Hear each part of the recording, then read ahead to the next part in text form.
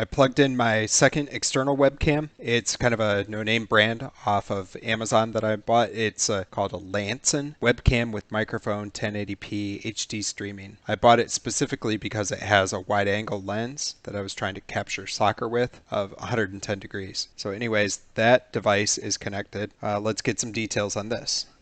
So it shows up as general webcam exposing video 2 and video 3. I'd guess that video 3 is, we're not going to be able to use that, just like the other ones, the integrated webcam and the Logitech C615. So it looks pretty similar to the previous one, 1920 by 1080, MJPEG, and the same YUYV 422. We'll try for video 3, and same like before. So we might be able to use, we can try the same command as last time. This MJPEG matches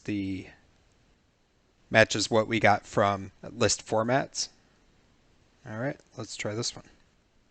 Somewhat curiously, this one doesn't have a light on the front, so there's no indication that it is working from the light on the front. And I don't see anything on the back as well. I'll have to play this back to make sure.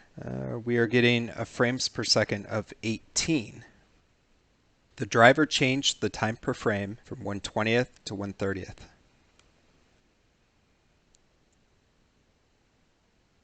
So in this case, we requested a frame rate of 20 Hertz and it bumped us up to 30 Hertz, which is consistent with this message. So it kind of negotiated to 30. We can see the pixel formats that ffmpeg supports with this command.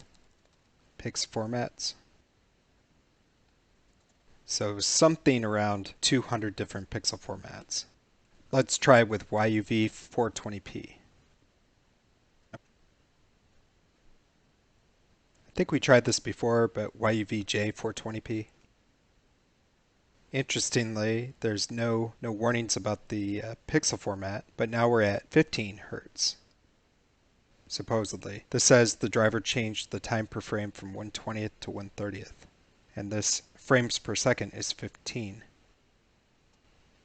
So that was 5. Let's load that.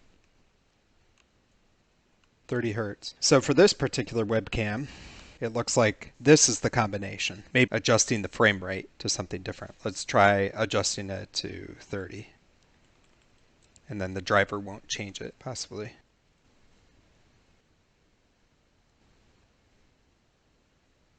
So there's nothing in here about the driver changing the frame rate. Control I, codec, and 30 Hertz.